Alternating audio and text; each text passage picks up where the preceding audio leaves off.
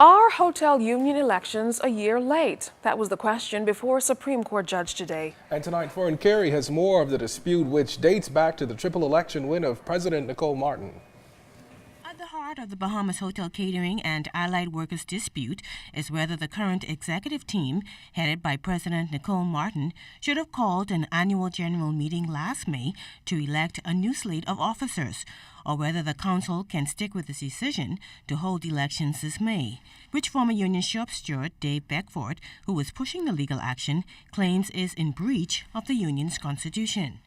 And during Monday's proceedings before Chief Justice Sir Michael Barnett, attorney Harvey Tynes, who was representing the union, and Ferron Bethel, who was appearing on behalf of Dave Beckford, both tried to sway the court.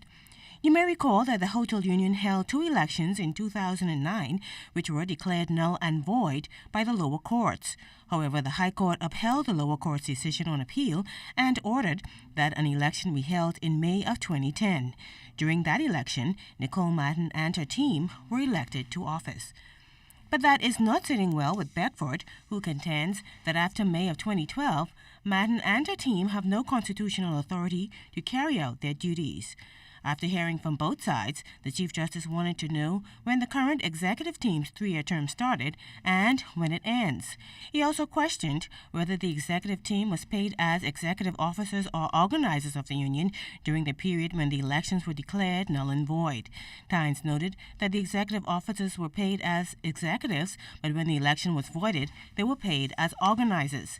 In the end, the Chief Justice stressed that the union's constitution has not been fully complied with by anyone, and he reserved his decision.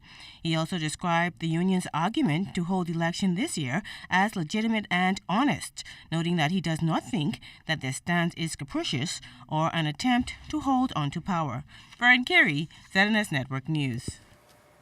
Debate on the government's proposed Pension Plan Act continued in the House of Assembly today. The act, introduced in Parliament last week, serves as a legislative guideline for local pension funds.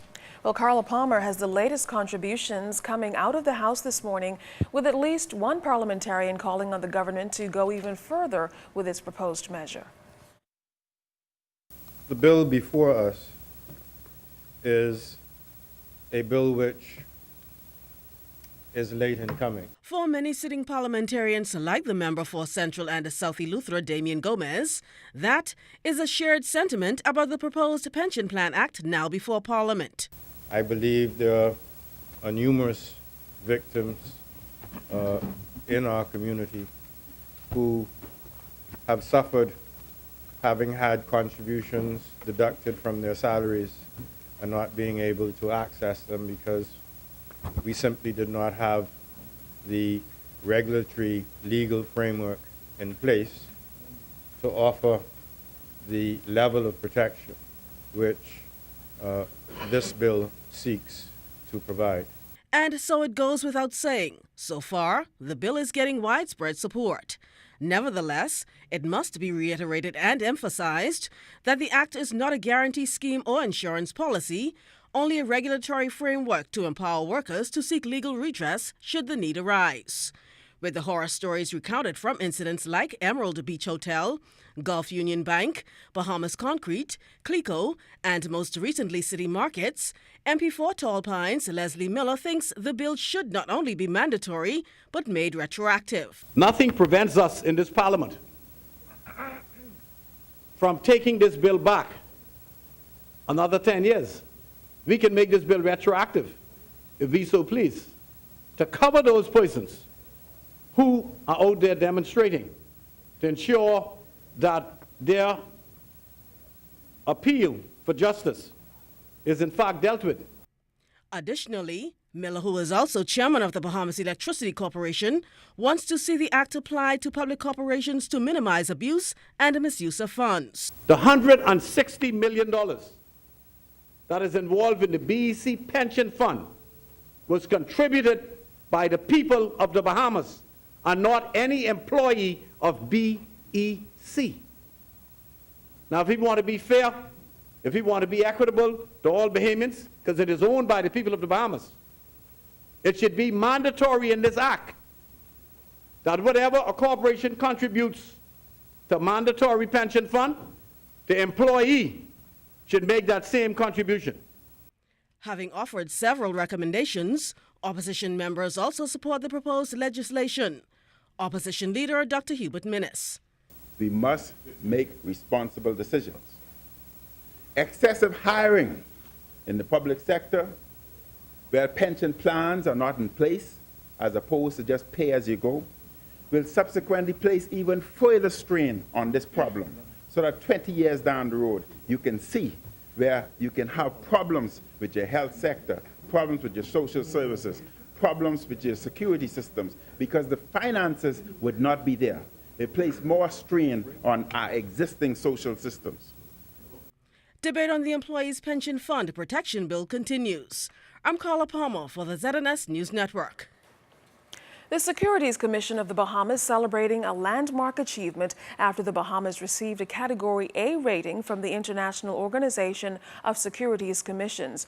The commission achieved A signatory status to the international benchmark document on cooperation and information exchange to fight cross-border fraud and securities violations. Financial Services Minister Ryan Pinder says the achievement is monumental as it follows the passage of the Securities Industries Act. We are now the only sovereign country in the Caribbean that has this rating, which has a tremendous impact on the ability to attract business from countries like Brazil and Panama and throughout Latin America, to really lift our financial services sector and the private sector to new heights, to be able to further develop the business we have been working so hard at making the Bahamas a presence in Latin America. Now, beyond signaling the Commission's commitment to mutual assistance in detecting and deterring cross-border financial crime, Mr. Pinder says it allows many mutual fund professionals based in the Bahamas to look forward to gaining access to marketplaces which are exclusive to A category signatories. We foresee exponential increase in business coming from countries like Brazil because of this. I quoted Mr. Davies, the chief executive of BISEX, where he made a comment just in November that the scope of recognition and business and impact that the stock exchange can have by this recognition would be astronomical. You could now approach countries like Panama and Brazil, he named those two in his quotes, to be recognized as an international exchange now because of IOSCO A. J. Barry Farrington officially started his working career in the hotel industry back in 1954. He served as chairman of several boards. And after 40 years in the hotel industry, this past Friday, he bid a final farewell from his post as Senior Vice President, Director, and Assistant Secretary at Curzon International. Jiminita Swain tells us it was a bittersweet moment for some, saying goodbye. Large placards, a long line of employees offering hugs and handshakes, and a major Junkanoo rush out were just some expressions of love and appreciation employees and managers at the Atlantis Resort showed retiring hotelier J. Barry Farrington. Farrington was surprised by the Marina Village Junkanoo group in the foyer of the Coral Towers Hotel. I don't think I could find the right words to be able to express how humble I feel by this expression of support and love. Something that only happens maybe once in a lifetime, and I'm a fortunate person to be able to have shared it. He says there is much the Bahamas can do to continue to develop its tourism product. We need to grow our room capacity. We need to have high quality service. We need to have airlift. I mean, all of the fundamentals that make us competitive, we have to keep expanding upon and be better than anybody else. We want to be better than any other competitive destination in the Caribbean. We want to be able to compete maybe to a big extent, but certainly we want to be as good as Las Vegas. And certainly we want Paradise Island and the Bahamas to be the first choice over going on cruise ships. Serving as a former chairman at Bahamas Air and the Bahamas Electricity Corporation, Mr. Farrington says he still has much planned for his retirement. I don't expect to kind of hang up my spikes and don't do anything. I've got a couple of projects in mind, and I feel pretty occupied. I feel like I still have a lot of brain power, and I will use my brain, and I will also serve my country and my people continually to the best of my ability. With the right marketing, a good price structure, and a boost in airlift, Farrington says the Bahamas would demonstrate how truly outstanding the country's tourism product is. Jiminy Swain, ZNS Network News. The Board of Directors of the Bahamas Primary School Student of the Year Foundation today paid a courtesy call on the Governor General, the patron of the foundation. The organization is in the middle of a 3-month-long nationwide search for the best and brightest primary school students in the Bahamas. This premier annual national recognition ceremony, which was established in 1997, has impacted more than 1,100 talented young students and awarded $700,000 in scholarships and prizes. The program recognizes primary school students who have demonstrated academic proficiency, leadership on their campuses and in the community, are involved in sporting and religious activities and community service. Winners will be announced in May. Well, volleyball spikers hit the court over the weekend. Yes, we've got highlights coming up in ZNS Total Sports. You're watching the Bahamas tonight in HD.